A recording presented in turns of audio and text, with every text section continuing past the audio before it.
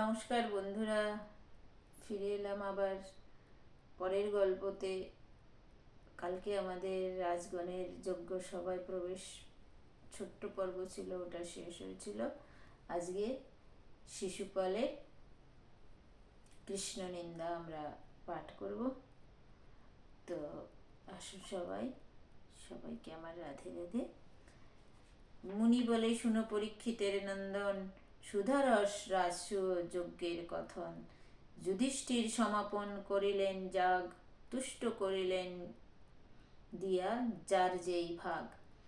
তো বলছে, শোনো পরীক্ষিতের নন্দন, এই রাজসূয় যজ্ঞের কথা, যজ্ঞের এই যে কথা সুধার মতো। তো যুধিষ্ঠির রাজা সব যজ্ঞ কাজ সুষ্ঠুভাবে সম্পন্ন করে যার যে ভাগ আছে, যজ্ঞের ভাগ দিতে হয়, সেই যার যা যজ্ঞপ্রাপ্ত যজ্ঞের ভাগ সেটাকে সমানভাবে সবাইকে ভাগ করে দিয়েছে। দিয়ে এবার কি বলছে, সাক্ষাতে হইল পূজা দেব পিতৃভূপে, ব্রাহ্মণে দক্ষিণা দিতে কহিলেন কৃপে। বললো সব ব্রাহ্মণদের সাক্ষাতে সবাইকে পূজা করেছে, পদসেবা করেছে। এখন ব্রাহ্মণদের সবাইকে দান করলে দক্ষিণা দিতে হয়, দক্ষিণা দিতে বলল কৃপাচার্যকে, কি কৃপাচার্যদের গুরুদেব। ব্রাহ্মণেরে দিতে কৃপাচার্য কৃপাবান, যতেক দক্ষিণা দিল নাহি পরিমাণ। যে রাজ্যে হইতে আসে যত দ্বিজগণ, সে রাজ্যের রাজা এনেছিল যত ধন। তাহার দ্বিগুণ করি দক্ষিণা যে দিল, আনন্দেতে দ্বিজগণ দেশেতে চলিল। তো ব্রাহ্মণদের কৃপাচার্য এত কৃপাবান করেছে, মানে দান করেছে, যে সবাই অনেক অনেক নিয়ে গেছে যার যত ধন দরকার। আর যে রাজ্য থেকে যে সব রাজারা এসেছিল, ব্রাহ্মণরা এসেছিল, সেই রাজা ধন এনেছিল, তার দ্বিগুণ করে কৃপাচার্য তাদের দিয়ে দিয়েছে রাজা যুধিষ্ঠিরের আজ্ঞাতে। তো আনন্দেতে দ্বিজগণ দেশেতে চলিল, এক দ্বিজ দুই চরি লইয়া রাখাল, দেশেতে চালায়ে দিল গবিবৎসপাল।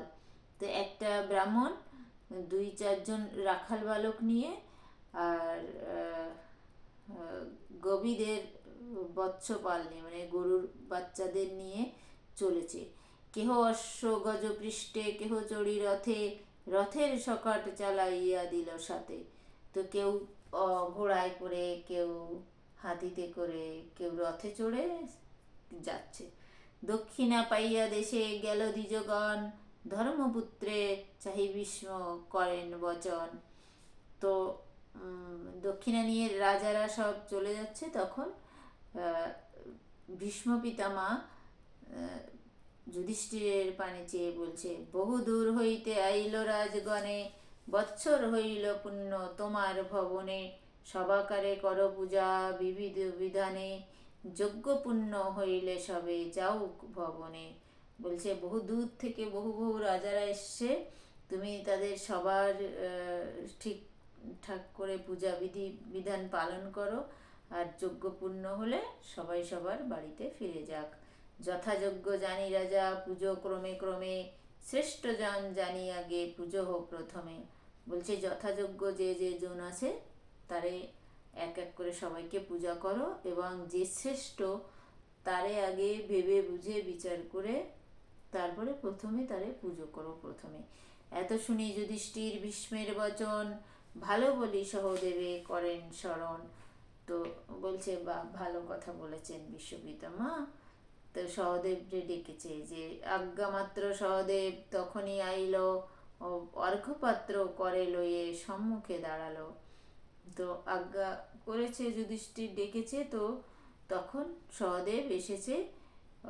অর্ঘ্যপাত্র মানে পূজার পাত্র, যে প্রথমে কাকে পূজা করবে সেইটা যে বলল বিশ্বপিতামা, সেটাকে করার জন্য এসেছে। নিয়ে হাতে অর্ঘ্যপাত্র নিয়ে দাঁড়িয়ে আছে। যুধিষ্ঠির জিজ্ঞাসেন, কহ পিতামহ, কাহাকে পুজিব আগে, শ্রেষ্ঠকে বা কহ। বলছে অনেক অনেক লোক এসেছে, তো এর মধ্যে শ্রেষ্ঠকে সেটা তুমি আমাকে বলো, তাহলে আমি সেই হিসাবে তার পূজা আগে করব।